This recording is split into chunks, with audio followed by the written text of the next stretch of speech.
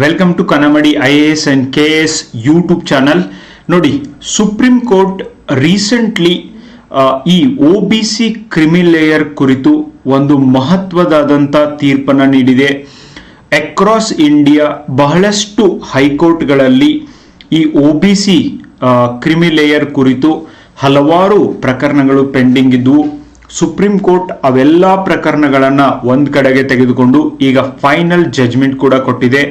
ನೋಡಿ, Supreme court ಹೇಳ್ತಾ ಇದೆ, OBC ಕ್ರಿಮಿ ಲೇಯರ್ ನಿರ್ಧಾರಕ್ಕೈತ್ಲ ಈ ಸದ್ಯಕ್ಕೆ 8 ಲಕ್ಷ ರೂಪಾಯಿ ಕುಟುಂಬದ ಆದಾಯವನ್ನು ಹೊಂದಿದವರು OBC ರಿಸರ್ವೇಶನ್ ಮೀಸಲಾತಿಯನ್ನ ತೆಗೆದುಕೊಳ್ಳಲಿಕ್ಕೆ ಸಾಧ್ಯವಿಲ್ಲ. 8 ಲಕ್ಷದಕ್ಕಿಂತ ಕಡಿಮೆ ಏನಾದರೂ ನಿಮ್ದು ಫ್ಯಾಮಿಲಿ ಇನ್ಕಮ್ ಇತ್ತಂದ್ರೆ ಅವ್ರಿಗೆ ಮಾತ್ರ ಈ ಒಂದು ಅದರ್ ಬ್ಯಾಕ್ವರ್ಡ್ ಕ್ಲಾಸಸ್ OBC ಮೀಸಲಾತಿಯನ್ನ ತೆಗೆದುಕೊಳ್ಳಲಿಕ್ಕೆ ಸಾಧ್ಯ ಆಗುತ್ತೆ. ಯಾರೆಲ್ಲ ಕೇಂದ್ರ ಮತ್ತು ರಾಜ್ಯ ಸರ್ಕಾರದ ಒಂದು ಉದ್ಯೋಗಗಳಿಗಾಗಿ ಎಕ್ಸಾಮ್ಸ್ಗಳಿಗಾಗಿ ಪ್ರಿಪರೇಷನ್ ಮಾಡ್ತಿದ್ದೀರಿ, ಈ Supreme Court judgement is very very important. I will tell you complete story regarding this. ಇದರ ಕುರಿತಾದಂಥ ಪೂರ್ತಿ ವಿಷಯವನ್ನ ನಾನು ನಿಮಗೆ ವಿಸ್ತಾರವಾಗಿ ಹೇಳ್ತೀನಿ. ನೋಡಿ, before going to further detail, creamy layer ಅಂದ್ರೆ ಏನು, ಯಾವಾಗ ಇದು ಬಂದಿದ್ದು, ಇದನ್ನೆಲ್ಲವನ್ನು ಕೂಡ ನಾನು ನಿಮಗೆ ಹೇಳ್ತೀನಿ guys. And before going to that,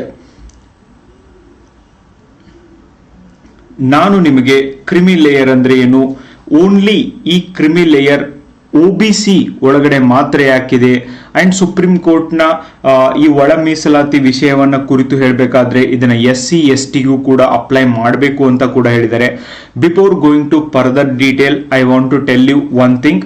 ನಮ್ಮ ಸಂಸ್ಥೆಯಲ್ಲಿ 8th ಬ್ಯಾಚ್ PSI ಮತ್ತು ESI paper 1 and paper 2 online ಮತ್ತು offline.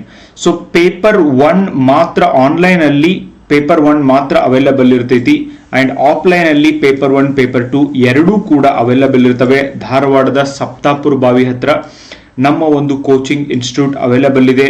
ಮುಂಬರುವಂತ FDA SDA PC PSI ಎಲ್ಲಾ ಪರೀಕ್ಷೆಗಳಿಗೆ ಒಂದು ತರಗತಿಗಳು ಮತ್ತು ಪುಸ್ತಕಗಳು, ನಿಮಗೆ ಗುಣಮಟ್ಟದ ಪುಸ್ತಕಗಳು ಕೂಡ ಸಿಗ್ತವೆ. Next batch 25th of this month next batch ಪ್ರಾರಂಭ ಆಗ್ತಾ ಇದೆ. ಆಸಕ್ತ ವಿದ್ಯಾರ್ಥಿಗಳು ನಿಮ್ಮ ಫ್ರೆಂಡ್ಸ್ಗೂ ಕೂಡ ಹೇಳ್ರಿ. This is our online app.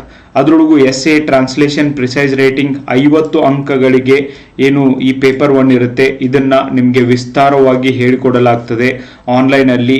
And ಈ ಒಂದು ಆ್ಯಪ್ ಅನ್ನ ನೀವು ಪ್ಲೇಸ್ಟೋರ್ನಲ್ಲಿ ಗೂಗಲ್ ಪ್ಲೇಸ್ಟೋರ್ನಿಂದ ಡೌನ್ಲೋಡ್ ಮಾಡ್ಕೋಬಹುದು. ಡೌನ್ಲೋಡ್ ಮಾಡಿಕೊಂಡು ಈ ಒಂದು ತರಗತಿಗಳಿಗೆ ಜಾಯಿನ್ ಆಗ್ಬೋದು guys. I am sure you will enjoy these classes and you will definitely learn many things out of these classes. So ಅದಕ್ಕೆ ನೀವು ಕನ್ನಮಡಿ ಇನ್ಸ್ಟಿಟ್ಯೂಟ್ ಅನ್ನ ಟ್ರಸ್ಟ್ ಮಾಡಬಹುದು. 8th ಬ್ಯಾಚ್ ಪ್ರಾರಂಭ ಆಗ್ತಾ ಇದೆ 25th ಆಫ್ ದಿಸ್ ಮಂತ್. ನಿಮ್ಮ ಫ್ರೆಂಡ್ಸ್ಗೂ ಕೂಡ ಹೇಳಿ, ನೀವು ಕೂಡ ಜಾಯಿನ್ ಆಗೋದನ್ನ ಮರಿಬೇಡಿ. ಯಾರು ಆಫ್ಲೈನ್ ಬರೋರು ಇದ್ದೀರಿ, yes you can come and meet in our office.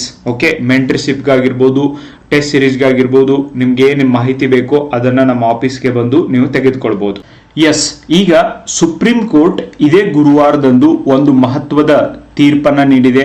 ನೋಡಿ, ನಮ್ಮ ದೇಶದೊಳಗೆ 1950ರಿಂದ ಈ ಒಂದು SC ST ಮೀಸಲಾತಿ ವ್ಯವಸ್ಥೆ ಮುಂದುವರೆದಿದ್ದನ್ನ ಕಾಣ್ತೀವಿ.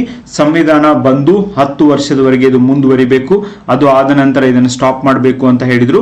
ಭಾರತವನ್ನಾಳಿದ ಎಲ್ಲಾ ರಾಜಕೀಯ ಪಕ್ಷಗಳು ಈ ಒಂದು ಮೀಸಲಾತಿ ವ್ಯವಸ್ಥೆಯನ್ನ ಇನ್ನೂವರೆಗೆ ಆದ್ರೂ ಮುಂದುವರಿಸಿಕೊಂಡು ಹೋಗ್ತಾ ಇದ್ದಾವೆ ಅಂದ್ರೆ ಅದಕ್ಕೆ ಎಲ್ಲರೂ ಕೂಡ ಕಾರಣ ಇದ್ದಾರೆ, ನಾವು ಕೂಡ ಕಾರಣ ಇದ್ದೀವಿ. ಅಂತ ರಾಜಕೀಯ ವ್ಯವಸ್ಥೆಯಲ್ಲಿ ಇಂಥ ಪಾಲಿಟಿಷಿಯನ್ಸ್ನ ನಾವು ಆಯ್ಕೆ ಮಾಡ್ತಾ ಇದ್ದೀವಿ.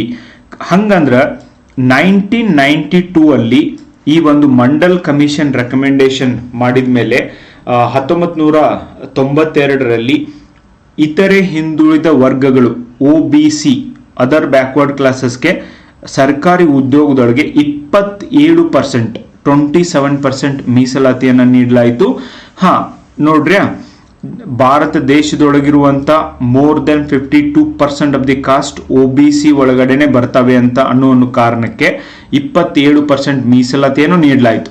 ಆದ್ರೆ ಯಾವಾಗ ಮೀಸಲಾತಿಯನ್ನು ನೀಡಲಾಯಿತು ಅದೇ 1992ರ, ವೆರಿ ಇಂಪಾರ್ಟೆಂಟ್, ಇದನ್ನು ಬರೆದಿಟ್ಕೋರಿ, ಇಂದಿರಾ ಸಹಾನಿ ಪ್ರಕರಣದಲ್ಲಿ ಸುಪ್ರೀಂ ಕೋರ್ಟ್ OBC ಮೀಸಲಾತಿಯನ್ನ ಎತ್ತಿ ಹಿಡಿದಿತ್ತು ಮತ್ತು ಅರ್ಹ ಬಡವರಿಗೆ ಇದರ ಲಾಭ ಸಿಗಬೇಕು ಅಂತ ಕೂಡ ಹೇಳಿತು.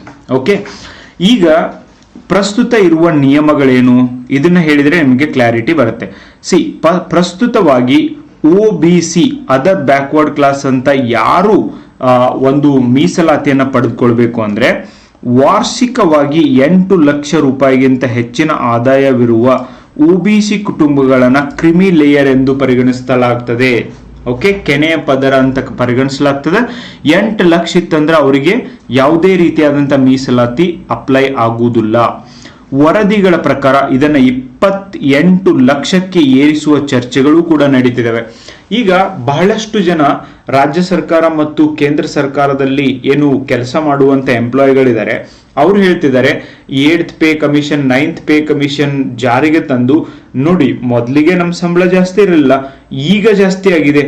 ಈಗ ಫಾರ್ ಎಕ್ಸಾಂಪಲ್ ಹೇಳಬೇಕು ಅಂದ್ರೆ ಕೇಂದ್ರ ಸರ್ಕಾರ 8ನೇ ಒಂದು ಪೇ ಕಮಿಷನ್ ಜಾರಿಗೆ ತಂದ ಮೇಲೆ ಒಬ್ಬರದ್ದು ಯಾರ್ದು ಸ್ಯಾಲ್ರಿ ಪರ್ ಆ್ಯನಮ್ 10 ಲಕ್ಷ ಆಗಿದೆ ಅಂತ ತಿಳ್ಕೊಡ್ರಿ. ಇದಕ್ಕಿಂತ ಮುಂಚೆ ಅವ್ರದ್ದು 6 ಲಕ್ಷನೋ 7 ಲಕ್ಷನೋ ಇತ್ತು. ಅವ್ರಿಗೆ ಏನ್ ಹೇಳ್ತಿದ್ದಾರೆ ನೋಡಿ, ಇಷ್ಟು ದಿನ ನಾವು ಶ್ರೀಮಂತರಿರ್ಲಿಲ್ಲ ಅಂಡ್ ಈಗ ಸಡನ್ ಆಗಿ ಈ ಒಂದು ಪೇ ಕಮಿಷನ್ ಬಂದಿದ್ರಿಂದ ನನಗೆ ಜಾಸ್ತಿ ದುಡ್ಡು ಬಂದಿರಬಹುದು, ಆದ್ರೆ ಅದರಿಂದ ನನ್ನ ಮಗಳಿಗೆ ಅಥವಾ ನನ್ನ ಮಗನಿಗೆ ಮೀಸಲಾತಿ ಮಿಸ್ ಆಗ್ತಾ ಇದೆ, ಇದು ತಪ್ಪು. ಓಕೆ, ನಾವು ಮೊದಲಿನಿಂದನೂ ಒಂದು ವರ್ಷಕ್ಕೆ 10 ಲಕ್ಷನೇ ನಮ್ಗೆ ಬರ್ತಿರ್ಲಿಲ್ಲ, ಆದ್ರೆ ಪೇ ಕಮಿಷನ್ ಬಂದ್ಮೇಲೆ ಬಂದಿದೆ. ನನ್ನ ಮಗ ಅಥವಾ ಮಗಳು ನೀಟ್ ಎಕ್ಸಾಮ್ ಅಲ್ಲಿ ಪಾಸ್ ಆಗ್ಬೇಕಂದ್ರೆ OBC ರಿಸರ್ವೇಶನ್ ಬರುತ್ತೆ, ಆದ್ರೆ ಈ ತರ ಆಗಿದ್ರಿಂದ ಬರ್ತಾ ಇಲ್ಲ. ಸೊ ದಯವಿಟ್ಟು ಇದನ್ನ ಹೆಚ್ಚಿಗೆ ಮಾಡ್ರಿ. ಈ ಸ್ಲ್ಯಾಬ್ ಐತ್ಲ 8 ಲಕ್ಷ ಇದ್ದಿದ್ದನ್ನ 28 ಲಕ್ಷಕ್ಕೆ ಮಾಡ್ಬೇಕಂತ OBC. ಓಕೆ, ಸೊ ಆಮೇಲೆ ಹುದ್ದೆಗಳ ಮಾನದಂಡ ನೋಡಿ, ಸುಪ್ರೀಂ ಕೋರ್ಟ್ ಇಲ್ಲಿ ಏನ್ ಹೇಳ್ತಾ ಇದೆ ಅಂದ್ರೆ ಬರೀ ಅವನು 8 ಲಕ್ಷ ಒಂದು ವರ್ಷಕ್ಕೆ ಅರ್ನ್ ಮಾಡ್ತಾನೆ ಅನ್ನೋದು ಇಂಪಾರ್ಟೆಂಟ್ ಅಲ್ಲ, ಯಾವ ಹುದ್ದೆ ಒಳಗಿದ್ದಾನೆ. ಸಂವಿಧಾನಾತ್ಮಕ ಹುದ್ದೆಗಳೊಳಗ ಕೇಂದ್ರ ಮತ್ತು ರಾಜ್ಯ ಸರ್ಕಾರದ ಉನ್ನತ ಶ್ರೇಣಿ ಅಧಿಕಾರಿಗಳಿದಾರ, A ಮತ್ತು B. ಸಶಸ್ತ್ರ ಪಡೆಗಳಲ್ಲಿ ಹಿರಿಯ ಹುದ್ದೆಯನ್ನ ಹೊಂದಿದಾರ, ಏನ್ ಕೆಲಸ ಮಾಡ್ತಿದ್ದಾರೆ, ಏನ್ ಉದ್ಯೋಗ ಹೊಂದಿದ್ದಾರೆ ಅನ್ನೋದು ಕೂಡ ಇಂಪಾರ್ಟೆಂಟ್. ಬಹಳ ಸರ್ತಿ ಏನಾಗಿದೆ ಅಂದ್ರೆ ಯಾವುದೋ ಒಂದು ಉದ್ಯೋಗದೊಳಗಿದ್ದಾಗ್ಲೂ, ಪವರ್ಫುಲ್ ಪೊಸಿಷನ್ದಾಗ ಇದ್ದಾಗ್ಲೂ ಆ ಸಂದರ್ಭದೊಳಗೂ ಕೂಡ ಅವ್ರ ವಿರುದ್ಧ ತಾರತಮ್ಯ ಆಗ್ತವೆ ಅಂತ. ಓಕೆ, ಅಂಡ್ ಮಾನದಂಡಗಳು ಇನ್ನ ತಿದ್ದುಪಡಿ. ಆದಾಯದ ಮಿತಿಯನ್ನ ಕೊನೆಯದಾಗಿ 2017ರಲ್ಲಿ 6 ಲಕ್ಷದಿಂದ 8 ಲಕ್ಷಕ್ಕೆ ಏರಿಸಲಾಗೈತಿ. 2017ರಿಂದ ಇಲ್ಲಿ ತನ 2 ಪೇ ಕಮಿಷನ್ ಬಂದವು. ಸೊ ಯಾಕೆ ಆದಾಯದ ಮಿತಿಯನ್ನ 8 ಲಕ್ಷದ ಮ್ಯಾಗೆ ಏರಿಸ್ತಾ ಇಲ್ಲ, ಇದನ್ನ ಏರಿಸಬೇಕು, ತಿದ್ದುಪಡಿ ಮಾಡಬೇಕು ಅನ್ನೋದು ಕೆಲವೊಂದಿಷ್ಟು ಜನರ ವಾದ ಆಗಿದೆ. ಈ ತೀರ್ಪಿನ ಮಹತ್ವ ಏನು ಅಂತ ನಾವು ನೋಡೋದಾದ್ರೆ ನೋಡಿ, ನ್ಯಾಯಸಮ್ಮತ ಮೀಸಲಾತಿ. ಡೆಫಿನೆಟ್ಲಿ ಮೀಸಲಾತಿ ಕೊಡುವಂತ ಉದ್ದೇಶ ಓನ್ಲಿ ಬಡವರಷ್ಟೇ ಅಲ್ಲ, ಸಾಮಾಜಿಕವಾಗಿ ಅವರು ಕೆಳವರ್ಗದವರು ಇದ್ದಾರೆ ಅನ್ನೋ ಕಾರಣಕ್ಕೂ ಕೊಡ್ತಾರೆ ಅಂತ ಹೇಳ್ತಾರೆ. ಕೆಲವು ಹೆಚ್ಚಿನ ಆದಾಯವಿದ್ದ ಮಾತ್ರಕ್ಕೆ ಒಬ್ಬ ವ್ಯಕ್ತಿ ಸಾಮಾಜಿಕವಾಗಿ ಮುಂದುವರೆದಿದ್ದಾನೆ ಎಂದು ಹೇಳಲಾಗುವುದಿಲ್ಲ. ಓಕೆ, ಇವ್ರು ಹೇಳ್ತಿದ್ದಾರೆ ಒಬ್ಬ ವ್ಯಕ್ತಿ ಹೆಚ್ಚಿನ ಆದಾಯ ಹೊಂದಿದ್ದಾನೆ ಅನ್ನುವಂಥ ಕಾರಣನ ಕೊಟ್ಟು ಅವನು ಸಿಕ್ಕಾಪಟ್ಟೆ ಸಾಮಾಜಿಕವಾಗಿ ಮುಂದುವರೆದಿದ್ದಾನೆ ಅಂತ ಹೇಳಕ್ ಸಾಧ್ಯನೇ ಇಲ್ಲ. ಬಿಕಾಸ್ ನಮ್ಮ ದೇಶದೊಳಗೆ ನೀವು ನೋಡಿ, ನಿಮ್ಮ ಜಾತಿ ಯಾವುದು ಅಂತ ಕೇಳ್ತಾರೆ, ಹೇಳಿದ ತಕ್ಷಣ ಅವ್ರ ಎಕ್ಸ್ಪ್ರೆಷನ್ನೇ ಬೇರೆ ಇರುತ್ತೆ. ಈ ತೀರ್ಪು ನಿಜವಾದ ಅರ್ಹರಿಗೆ ಮೀಸಲಾತಿ ಸಿಗುವಂತೆ ಮಾಡುತ್ತದೆ ಅನ್ನುವಂಥ ನಮಗೆ ನಂಬಿಕೆ ಇದೆ ಅಂತ ಕೂಡ ಇವರು ಹೇಳ್ತಿದ್ದಾರೆ. ನೆಕ್ಸ್ಟ್, ಹುದ್ದೆ ಆಧಾರಿತ ವರ್ಗೀಕರಣ. ಕೃಷಿ ಅಥವಾ ಸಣ್ಣ ವ್ಯಾಪಾರ ಮಾಡ್ತಿದಾರೋ, ಕೇಂದ್ರ ಸರ್ಕಾರದೊಳಗಿದಾರೋ, ರಾಜ್ಯ ಸರ್ಕಾರದೊಳಗಿದಾರೋ, ಯಾವ ಹುದ್ದೆ ಒಳಗಿದೆ ಇದ್ದಾರೆ ಎಲ್ಲವನ್ನೂ ಕೂಡ ಪರಿಗಣಿಸಬೇಕು. ಬರೀ 8 ಲಕ್ಷ ಅಂತ ಮಾತ್ರ ಪರಿಗಣಿಸಬಾರದು ಅಂತ ಕೋರ್ಟ್ ಹೇಳಿದೆ. ನಿಯಮಗಳ ಮರುಪರಿಶೀಲನೆ. ಸುಪ್ರೀಂ ಕೋರ್ಟ್ನ ಈ ಆದೇಶದ ನಂತರ ಕೇಂದ್ರ ಮತ್ತು ರಾಜ್ಯ ಸರ್ಕಾರಗಳು ಕ್ರಿಮಿ ಲೇಯರ್ ಕೆನೆಯ ಪದರ ಹೇಳಿದಿಲ್ಲ, ಸೊ ಅದನ್ನು ಗುರುತಿಸುವ ಮಾನದಂಡದಲ್ಲೂ ಕೂಡ ಬದಲಾವಣೆಯನ್ನು ತರಬೇಕು.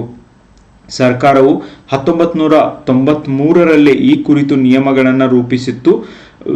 ಈ ಒಂದು ಮೀಸಲಾತಿಯ ಲಾಭಕ್ಕೆ ಅತಿ ಹೆಚ್ಚು ಹಿಂದುಳಿದವರು ಮತ್ತು ಆರ್ಥಿಕವಾಗಿ ದುರ್ಬಲ ವರ್ಗದವರು ಅಂತ ಏನಿದ್ದಾರೆ OBC ಸಮುದಾಯಗಳಲ್ಲಿ ಅವರಿಗೆ ಮಾತ್ರ ಈ ಒಂದು ಅವಕಾಶ ಸಿಗಬೇಕು ಅನ್ನುವಂಥ ಉದ್ದೇಶದಿಂದ ಈ ಮೀಸಲಾತಿಯನ್ನು ಜಾರಿಗೆ ತಂದಿದ್ದಾರೆ. ಆದರೆ OBCಯೊಳಗೆ ನಿಮ್ಗೆ ಗೊತ್ತಿದೆ ಯಾವ ತರ ಒಂದು ಕಳ್ಳ ದಾರಿಗಳಿಂದ OBC ಸರ್ಟಿಫಿಕೇಟ್ನ ತೋತಾರೆ, ಇನ್ಕಮ್ನ ಕಡಿಮೆ ಬಳಸ್ತಾರೆ. ಸೊ ಆ ತರ ಎಲ್ಲ ವ್ಯವಸ್ಥೆಗಳು ಕೂಡ ಇರೋದ್ರಿಂದ ಸ್ಕ್ಯಾನ್ ಮಾಡೋದು ಕೂಡ ತುಂಬಾ ಕಷ್ಟ ಇದೆ and at the same time delay ಕೂಡ ಆಗ್ತಾ ಇದೆ. ನನಗನ್ಸುತ್ತೆ ಈಗ ಓನ್ಲಿ OBC ಅವರಿಗೆ ಯಾಕೆ ಈ ಕ್ರಿಮಿ ಲೇಯರ್ ಅಪ್ಲಿಕೇಬಲ್ ಆಗ್ತಾ ಇದೆ. ಸುಪ್ರೀಂ ಕೋರ್ಟ್ ಆಲ್ರೆಡಿ 2024ರ ಒಳ ಮೀಸಲಾತಿ ಪ್ರಕರಣದೊಳಗೆ ಹೇಳಿದೆ ಒಳ ಮೀಸಲಾತಿ ತಗೊಂಬರ್ರಿ.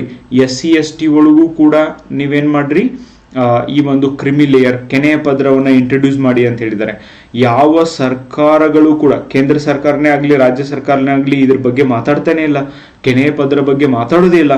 ಸೊ ಯಾಕಂದ್ರೆ they somewhere down the line ಅವರಿಗೆ ಗೊತ್ತು, ಚುನಾವಣೆ ಸಂದರ್ಭದೊಳಗೆ ಜಾತಿ ಆಧಾರಿತ ರಾಜಕೀಯ ಮಾತ್ರ ಭಾರತದೊಳಗೆ ವರ್ಕಾಗುತ್ತೆ, ಯಾಕಂದ್ರೆ ಅಂತ ಜನ ಇದ್ದಾರೆ. ಸೊ ಅದರಿಂದ ಇದ್ರ ಬಗ್ಗೆ ಮಾತಾಡೋದು ಬೇಡ ಅಂತಾನೆ ಅವ್ರು ಕೂತಿರ್ಬೋದು. ಬಟ್ ಆಸ್ ಅ ಸಿಟಿಜನ್ ಆಗಿ ಇಟ್ಸ್ ಟೈಮ್ ಟು ಇಂಪ್ಲಿಮೆಂಟ್ ಕ್ರಿಮಿ layer in every reservation. Because ಯಾರು ಆಲ್ರೆಡಿ ಸಮಾಜದೊಳಗೆ ಮೇಲ್ಸ್ತರಕ್ಕೆ ಹೋಗಿದ್ದಾರೆ ಅವ್ರಿಗೆ ಯಾವ ಕಾರಣಕ್ಕಾಗಿ ಮೀಸಲಾತಿ ಕೊಡಬೇಕು? I am not getting.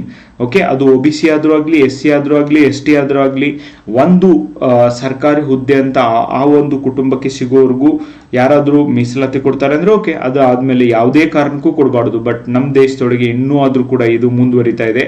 So ಇದನ್ನು ಕುರಿತು ಸುಪ್ರೀಂ ಕೋರ್ಟ್ ಹೇಳಿದೆ, ಬರೀ ಆದಾಯ ಮಾತ್ರ ಕ್ರೈಟೇರಿಯಾ ಅಲ್ಲ, ಅದರ ಜೊತೆಗೆ ಅವರು ಯಾವ ಪೋಸ್ಟ್ ನಲ್ಲಿ ವರ್ಕ್ ಮಾಡ್ತಿದ್ದಾರೆ ಅಂಡ್ ಆರ್ಥಿಕ ಪರಿಸ್ಥಿತಿ ಏನಿದೆ ಅನ್ನುವಂಥ ಹಲವಾರು ವಿಷಯಗಳನ್ನ, ಮತ್ತು ಅವರು ಸಮಾಜದೊಳಗೆ ಎಷ್ಟು ಮುಂದುವರೆದಿದ್ದಾರೆ, ಸಮಾಜ ಅವರನ್ನ ಹೆಂಗೆ ನೋಡುತ್ತೆ, ಈ ಎಲ್ಲ ಮಾನದಂಡಗಳ ಮೇಲೆ OBC ಮೀಸಲಾತಿ ನಿರ್ಧಾರ ಆಗಬೇಕು ಹೊರತು ಓನ್ಲಿ 8 ಲಕ್ಷದ ಕ್ರೈಟೀರಿಯಾ ಅಲ್ಲ ಅಂತ ಸುಪ್ರೀಂ ಕೋರ್ಟ್ ಹೇಳಿದೆ ಗೈಸ್. ಇದ್ರ ಬಗ್ಗೆ ನಿಮ್ಮ ಒಪಿನಿಯನ್ ಏನು? ಈವನ್ ಒಳ ಮೀಸಲಾತಿ ಒಳಗೂ ಕೂಡ ಕ್ರಿಮಿ ಲೇಯರ್ ಕೆನೆಯ ಪದರವನ್ನು ಅಪ್ಲೈ ಮಾಡೋದನ್ನ ಕುರಿತು ನಿಮ್ಮ ಅನಿಸಿಕೆಯನ್ನು ಹೇಳೋದನ್ನ ಮರಿಬೇಡಿ. Thank you so much for watching the video. Bye, take care.